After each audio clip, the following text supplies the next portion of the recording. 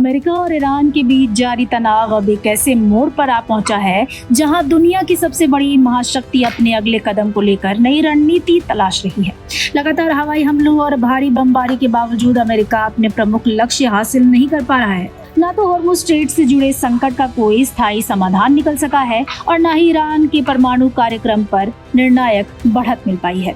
ऐसे में अब अमेरिकी सैन्य रणनीतिकार पारंपरिक सैन्य कार्रवाई से आगे बढ़कर नए और गैर परंपरागत विकल्पों पर विचार कर रहे हैं। एक रिपोर्ट के मुताबिक अमेरिकी सेंट्रल कमांड यानी सेंटकॉम के एक खुफिया अधिकारी ने सैन्य विश्लेषकों के एक बड़े समूह को ईमेल भेजकर ईरान पर दबाव बनाने और उसे सजा देने के लिए नए रचनात्मक और गैर परंपरागत तरीकों से सुझाव मांगे हैं। रिपोर्ट के अनुसार पेंटागन की ओर से इस तरह रणनीतियों के लिए क्राउडसोर्सिंग और ब्रेनस्टॉर्मिंग करना बेहद असामान्य माना जाता है। एक जानकार सूत्र के हवाले से कहा गया है कि यह स्थिति इस बात का संकेत है कि राष्ट्रपति डोनाल्ड ट्रंप के पास ईरान को अपनी शर्तों पर झुकाने के विकल्प अब काफी सीमित हो गए हैं। अमेरिका की सबसे बड़ी ताकत उसकी वायुसेना मानी जाती है, लेकिन ईरान के मामले में यह रणनीति पूरी तरह कारगर साबित नहीं हुई है। इसकी सबसे बड़ी वजह ईरान की भौगोलिक बनावट और उसकी रणनीतिक तैयारी बताई जाती है। ईरान ने अपने प्रमुख परमाणु ठिकानों जैसे फोर्डो और नतांज को पहाड़ों के भीतर गहराई में विकसित किया है। इन भूमिगत बंकरों की सुरक्षा इतनी मजबूत बताई जाती है कि अमेरिका के सबसे शक्तिशाली बंकर बस्टर बम भी उन्हें पूरी तरह नष्ट नहीं कर पाए हैं। वहीं लगातार हवाई हमलों के बावजूद ईरान के राजनीतिक और सैन्य नेतृत्व के रुख में भी कोई बड़ा बदलाव देखने को नहीं मिला है।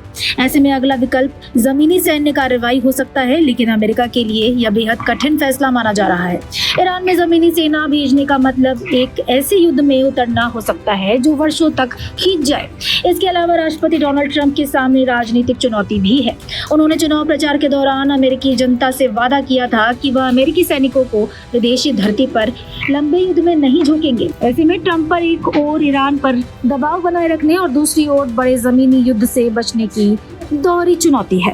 इसी वजह से अब अमेरिका गैर परंपरागत रणनीतियों पर विचार कर रहा है। इनमें सबसे पहला विकल्प साइबर युद्ध का है। रिपोर्ट्स के अनुसार अमेरिका ईरान के महत्वपूर्ण इंफ्रास्ट्रक्चर जैसे वाटर सिस्टम और डिसैलिनेशन प्लांट को साइबर हमलों के जरिए निशाना बना सकता है। दूसरा विकल्प ईरान के भीतर बढ़ते आर्थिक संकट और महंगाई से उपजे असंतोष का फायदा उठाना हो सकता है। रिपोर्ट्स के अनुसार विपक्षी गुट देश में बड़े स्तर पर विद्रोह की चेतावनी दे रहे हैं। ऐसे में अमेरिका इस आंतरिक असंतोष को और बढ़ाकर ईरानी सरकार पर दबाव बनाने की कोशिश कर सकता है। तीसरा विकल्प आर्थिक मोर्चे पर दबाव बढ़ाने का है। रिपोर्ट्स के अनुसार अमेरिका के कुछ विशेषज्ञों का मानना है कि ईरान को रोकने का सबसे प्रभावी तरीका उसकी फंडिंग के सभी रास्तों को पूरी तरह बंद करना है। ऐसे में अब यह देखना होगा कि अमेरिका पारंपरिक सैन्य कार्रवाई से आगे बढ़कर इन नई रणनीतियों में से किस रास्ते को अपनाता है। फिलहाल इस जानकारी में इतना ही। ऐसी तमाम खबरों के लिए देखते रहिए भारत एक्सप्रेस।